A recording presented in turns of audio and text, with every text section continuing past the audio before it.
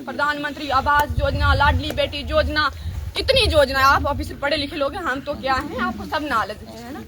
एक मुझे प्रूफ करके बताओ हमारे गांव में कोई है कोई? किसी में है दम तो बताओ। क्यों हम लोगों की बदनसीबी है या आप लोगों की है? ठीक, हमें बोलना पड़ता है मजबूरी से। हम नहीं चाहते हम आपकी बेइज्जती करें, ठीक है, लेकिन फिर भी। और देखो, मेडिकल की सुविधा बताओ हमें। परसों एक दीदी बीमार हो गई रात को, ठीक है, उसको 4 पाई पे उठा के हमने कैसे लिया? पूछ लो जिन भाइयों ने लिया, उनको बोलो कैसे लिया। घर से चलते हैं तो अपने बच्चों को बोलते हैं हमने जिंदा आना या नहीं आना है, ठीक है। ऐसी अवस्था है हमारी, रोने के बिना कुछ और हमारे क्या बोले हम आपको? बताओ क्यों? बताओ हमने आप लोगों के साथ क्या गलत किया है? बताओ किस चीज की सजा दे रहे हैं आप हमें? बोलते हैं आज करेंगे, कल करेंगे, रोड आएगी। हमसे नहीं टूटते दफे, ठीक है। हमसे अगर दफे टूटते तो आज तक 4 रोड पहुंची होती, ठीक है। हाँ, इलेक्शन को साल हो गया, 1.5 साल हो गया, क्यों नहीं आई रोड? क्यों लगे दफे?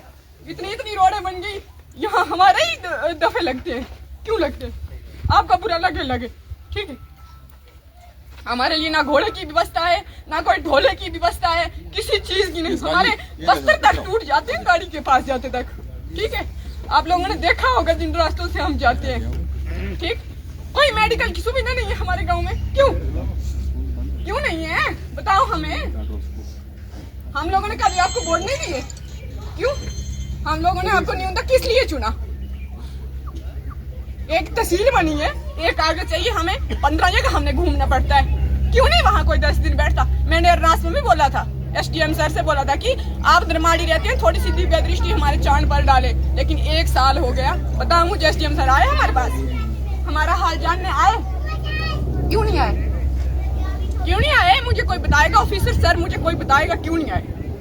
क्यों हम लोगों ने आपके साथ कोई हत्या की है? हमने गाय काटी है हमने? कोई स्कूल है, आप देख रहे हो, हाई सेकेंडरी स्कूल भल्लड़ में, यहाँ से बच्चे चलते हैं ना, हमारे माँ बाप अपना घर छोड़कर बाहर बैठते हैं कि हमारे बच्चे पता नहीं कहाँ पत्थर आएगा और खत्म हो जाएंगे।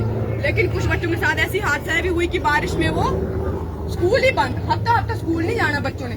लेकिन किसी ने पूछा हमें कि बच्चों को कितनी प्रॉब्लम है स्कूल जाने में?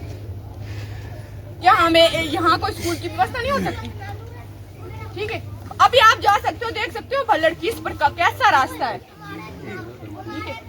और भी बहुत सारी चीजें हैं मेरे लिए, वो शायद मुझे लगता है आपको मेरा बोलने का आधार और बोलने का विषय आपको सबको समझ आ गया होगा ना, कि आज के बाद मुझे बोलने का अवसर मिला, शायद मैं अब श्री नरेंद्र मोदी जी से ही बात करूंगी, आप लोगों से नहीं करूंगी, ठीक है। क्योंकि मैं थक गई हूँ बोल के, क्योंकि जब तक मरते दम तक लड़ती रहूंगी, और जब तक मेरा हृदय, जब तक मेरे शरीर में प्राण है, तब तक मैं अपने गांव के लिए लड़ूंगी और धर्म के लिए लड़ूंगी।